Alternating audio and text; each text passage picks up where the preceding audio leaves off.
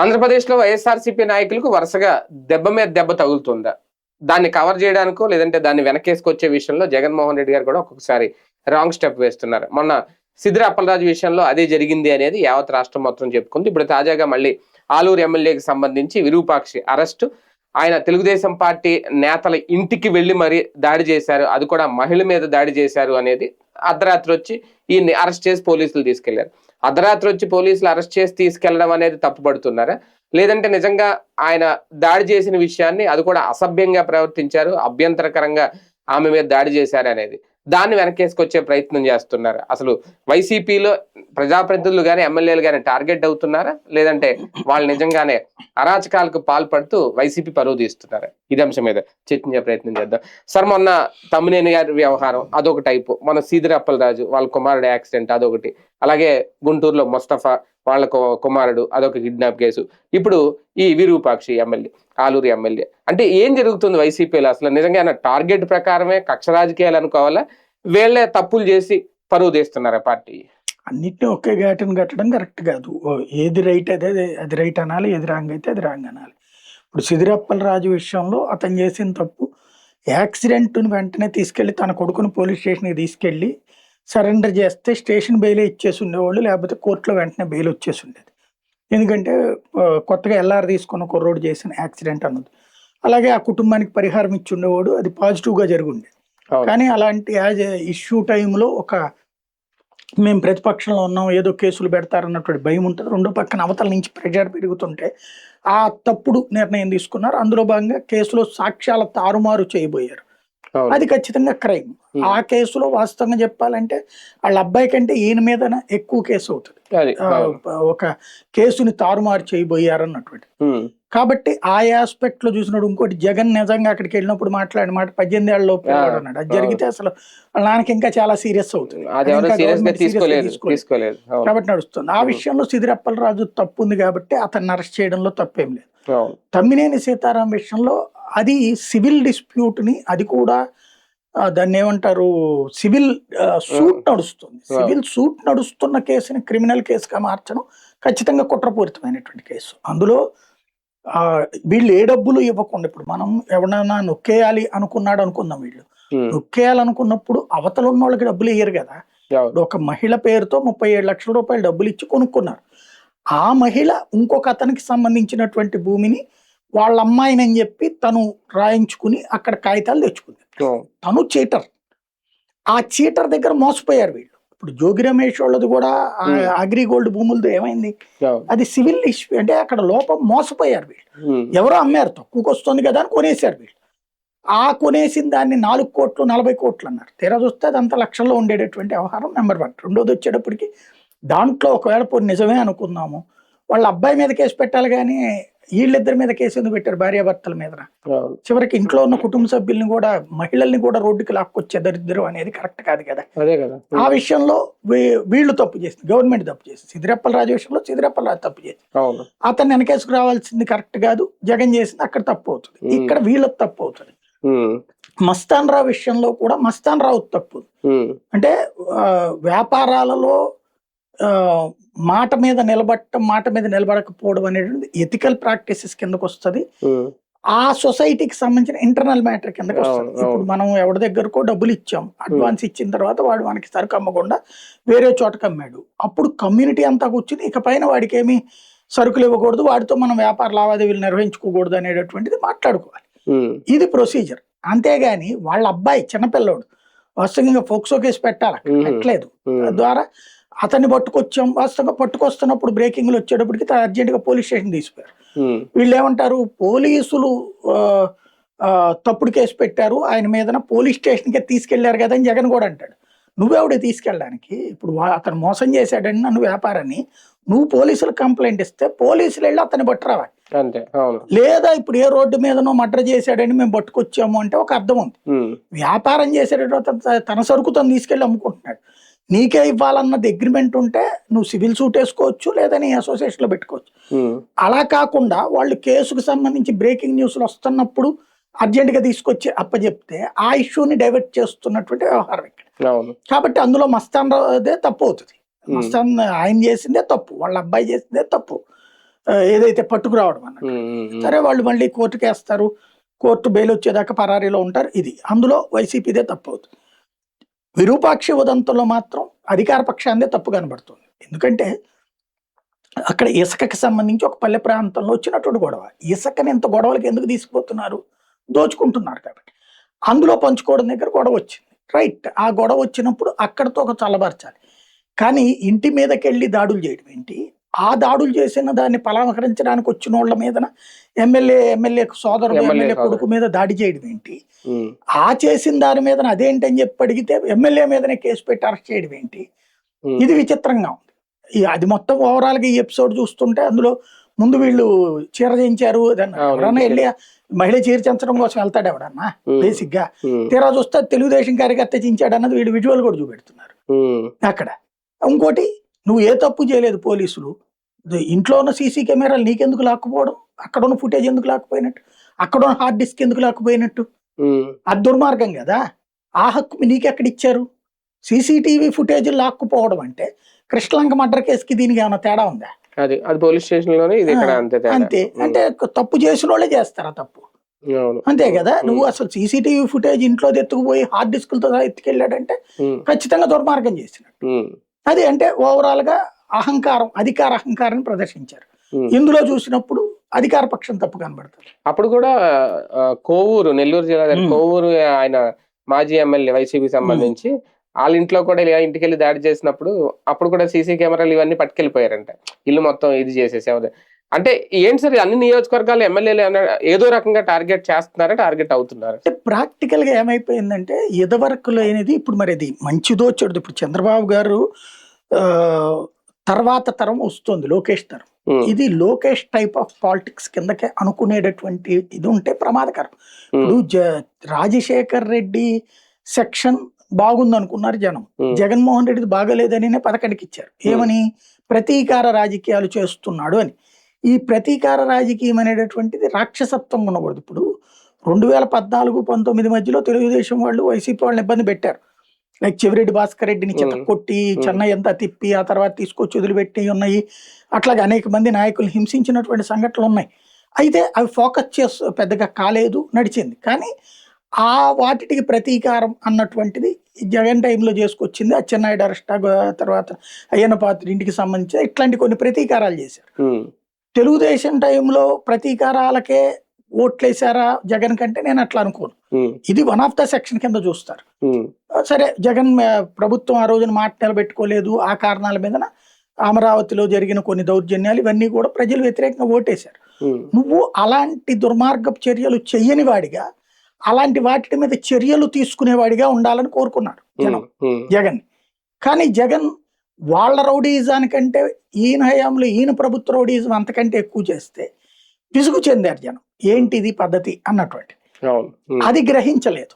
అది గ్రహించకుండా వాళ్ళకి సంబంధించిన సోషల్ మీడియా ఇన్ఫ్లుయెన్సర్ల వీరుడు బుద్ధి చెప్పాడు, అచ్చన్నదిగో అప్పుడు అట్ట అన్నాడు, అందుకు ఇప్పుడు బుద్ధి చెప్పాడు అంటే బుద్ధి చెప్పడం చట్టపరంగా చేయాలి. అంతేగా. కానీ ఇప్పుడు రఘురామకృష్ణరాజు ఉదంతం అది జరగకూడదు. అది జరిగినప్పుడు ఏమైంది, పబ్లిక్ లో వీళ్ళు కనుక రోడ్డు మీద కనుక అట్లా వదిలేస్తే చాలా క్రూరంగా తయారవుతారు అనుకున్నారు, ఓడగొట్టారు.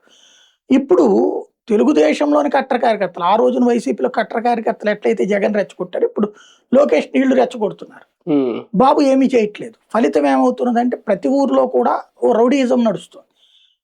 ఏదైతే మనం 70, 85 మధ్యలో, 70-2000 మధ్యలో జరిగినటువంటి దుర్మార్గం ఏదైతే ఉందో, పోలీసులు చేష్టలుడికి చూడడం, ప్రభుత్వానికి బానిసల్లాగా పనిచేయడం, ఫ్యాక్షనిజం, రౌడీయిజం నడి రోడ్డు మీద విచ్చలవిడిగా ప్రవర్తించడం, చంపినటువంటి వాడు చెప్పినోడికి అంటే చంపినోడు గనక అధికార పక్షమోడైతే వాడు ఎవరి పేరు చెప్తే వాడి మీద కేసు పెట్టడాలు, అలాగే చంపడాలు, నరకడాలు, కొట్టడాలు, తిట్టడాలు, ఇళ్ల మీదకి వెళ్ళడాలు, ఇలాంటి ఫ్యాక్షనిజపు కోరలు, రౌడీజపు కోరలు పోయి ప్రశాంతంగా ఉన్న రాష్ట్రం మళ్ళీ పాత రోజులకు వెళ్తోంది. పోలీసులు చేష్టలుడికి చూడటం, న్యాయ వ్యవస్థని మేనేజ్ చేయడం, ఈ రెండు ప్రమాదకరం. న్యాయ వ్యవస్థను తప్పుదో పట్టిస్తున్నారు వీళ్ళు పదే. అదే సందర్భంలో పోలీస్ వ్యవస్థ పూర్తిగా దారి తప్పేస్తుంది. ఎప్పుడైతే ఈ రెండు ధర్మం న్యాయం, ధర్మం దారి తప్పి న్యాయం అన్యాయం అయితే సమాజంలో అన్రెస్ట్ పెరుగుతుంది.